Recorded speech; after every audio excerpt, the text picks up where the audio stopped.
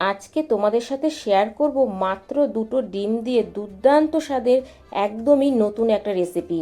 এই রেসিপিটা হয়তো তোমরা বাড়িতে কখনোই বানিয়ে খাওনি, তবে আমি অনুরোধ করব আজকের এই রেসিপিটা বাড়িতে অবশ্যই একবার ট্রাই করার জন্য। দেখতে থাকো আমার আজকের এই রেসিপি, আশা করছি তোমাদের ভীষণ ভালো লাগবে। বাই দ্য ওয়ে, আমি শম্পার ইউটিউব চ্যানেলে তোমাদের সবাইকে ওয়েলকাম। এই রেসিপিটা করার জন্য আমি এখানে দুটো ডিম নিয়েছি, তবে তোমরা পরিবারের সদস্য বুঝে কম বেশি করে নিতে পারো, তবে আমি সাজেস্ট করব বেশি করে বানানোর জন্য, না হলে কিন্তু আমার মতনই বিপদে পড়ে যাবে।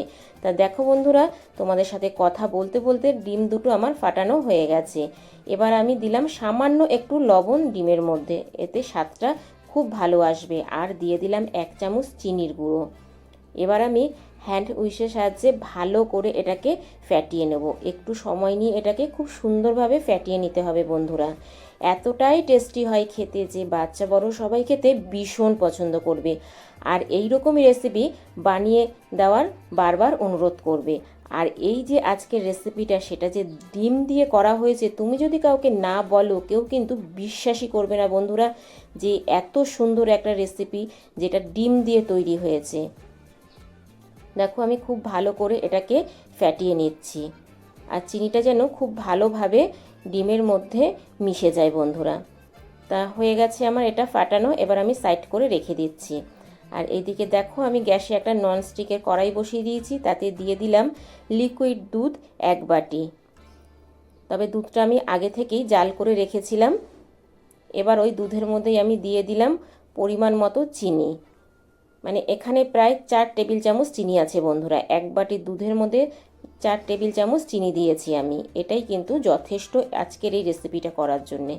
এবার ভালো করে একটু মিশিয়ে নিলাম। এবার এর মধ্যে আমি দিয়ে দিচ্ছি ছোট্ট দুটো তেজপাতার টুকরো, একটা দারচিনি স্টিক আর দুটো এলাচ।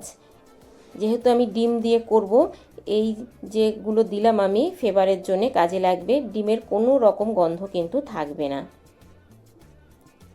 এবার ভালো করে আমি দুধটাকে জাল করে নেব, তবে খুব বেশি জাল করার দরকার নেই। আমি যেহেতু আগে থেকেই দুধটাকে ভালো করে জাল করে গরম করে রেখেছিলাম। তা দেখো দুধটা কিন্তু ফুটে এসছে বন্ধুরা। ভালো করে আমি দুধটাকে আবারও একটু মিশিয়ে নিচ্ছি। এবার কিন্তু আমি গ্যাসের ফ্লেমটা একদমই লো করে দেব। লো করে দুধটা এদিকে ফুটতে থাকুক, ততক্ষণে আমি যেই কাজটা করব তোমাদেরকে দেখিয়ে দিচ্ছি। আবারও গ্যাসে একটা ফ্রাই প্যান বসিয়েছি, তাতে দিয়ে দিলাম যেই বাটির মাপ করে দুধ নিয়েছিলাম সেই বাটির মাপ করেই 1.5 বাটি জল। জলটা যখনই একটু হালকা গরম হয়ে আসবে তখন আমি জলটাকে একটু ভালো করে মিশিয়ে নেব।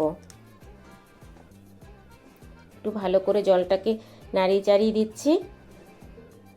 দেখতেই পাচ্ছ জল থেকে ধোঁয়া উঠছে, মানে জলটা উষ্ণ গরম হয়ে গেছে। এবার একটা ছাঁকনি নিয়েছি, এই ছাঁকনির মধ্যে করে যেই ডিমটা আমি ভালো করে মিশিয়ে রেখেছিলাম চিনি আর লবণ দিয়ে, সেটা দিয়ে দিচ্ছি এইভাবে। এত টেস্টি একটা রেসিপি বন্ধুরা, অবশ্যই বাড়িতে ট্রাই করবে।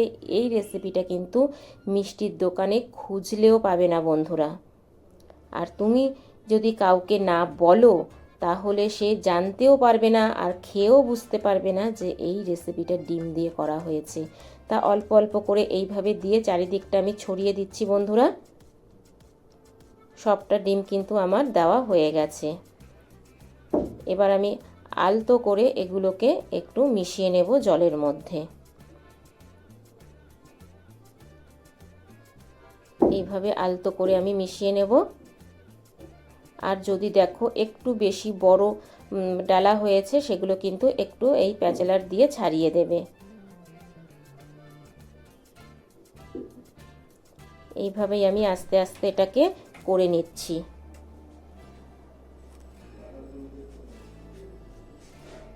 এই দেখো বন্ধুরা,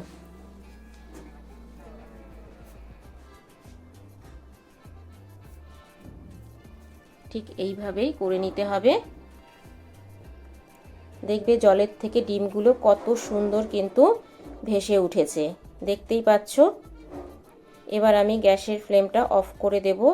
এবার আমি এই ছাঁকনি দিয়ে ছেঁকে নিচ্ছি ডিমগুলোকে। এইভাবে জল থেকে ছেঁকে নিতে হবে। ছেঁকে নিয়ে আমি যেই দুধটা আমি আগে থেকেই গরম করতে দিয়েছিলাম সেটার মধ্যে দিয়ে দিচ্ছি।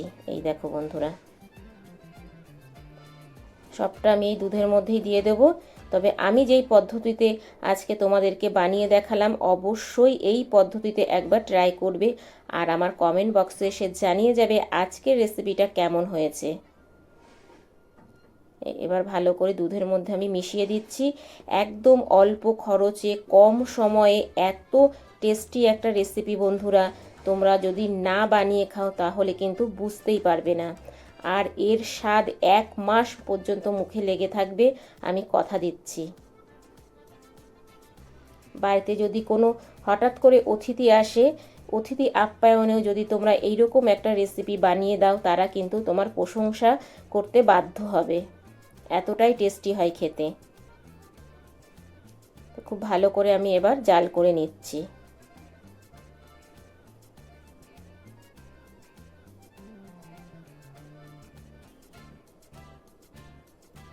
এইভাবেই 5 মিনিট একটু জাল করে নিতে হবে। এবার স্বাদ বাড়ানোর জন্য আমি এখানে দিয়ে দিচ্ছি গুঁড়ো দুধ। আমি এখানে 3 চামচ গুঁড়ো আমুল দুধ দিলাম বন্ধুরা। তবে গুঁড়ো আমুল দুধটা দেওয়ার সময় গ্যাসের ফ্লেমটা কিন্তু একদম লোতে রাখবে।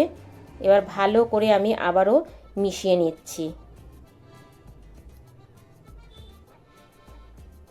এটা কিন্তু আরও বেশি ঘন হয়ে যাবে আর খেতেও ভীষণ টেস্টি হবে বন্ধুরা। পুরো ভিডিওটা দেখার অনুরোধ রইল, না হলে কিন্তু তোমরা বুঝতে পারবে না। রান্নার যে কোনো রেসিপি যদি পুরো না দেখো তোমরা, তাহলে কিন্তু বুঝতে পারবে না বন্ধুরা। কোনো কিছু স্কিপ করলে পরে কিন্তু রেসিপিটা এত টেস্টি আসবে না। এবার একটু তোমাদেরকে সামনে থেকে দেখাচ্ছি বন্ধুরা। দেখো, কোনো অংশে বোঝা যাচ্ছে যে এটা ডিম দিয়ে তৈরি করা হয়েছে। দেখো, এটা কিন্তু যখন ঠান্ডা হবে আরও ঘন হয়ে যাবে বন্ধুরা, তাই আমি আর এর থেকে বেশি জাল করব না। ঘরে থাকা সামান্য 2টো ডিম দিয়ে আর 1 বাটি দুধ দিয়ে খুব টেস্টি একটা রেসিপি আজকে তোমাদের সাথে করে দেখালাম।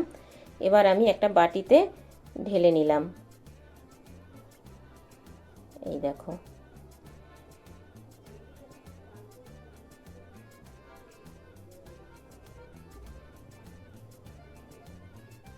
এবার দেখো এটার ঘনত্বটা। এবার এখানে তোমরা চাইলে গার্নিশ করার জন্যে পেস্তা, কাজু, বাদাম দিয়ে গার্নিশ করতে পারো। তবে আমি এখানে কোনো রকম বাদাম দেব না, আমি এখানে গার্নিশ করব কেশর দিয়ে, যেটা দেখতে যেমন সুন্দর হবে, কালারটাও চেঞ্জ হবে আর খেতেও দুর্দান্ত লাগে বন্ধুরা। তবে কেশরটা পুরোটাই অপশনাল, তোমরা চাইলে স্কিপ করতে পারো। এবার দেখো বন্ধুরা কতটা লোভনীয় লাগছে দেখতে। আর এটা একবার কেউ খাওয়ার পর বলবেই না যে এটা ডিম দিয়ে তৈরি হয়েছে, মনে হবে যে ছানার পায়েস কিংবা ছানার ক্ষীর খাচ্ছে।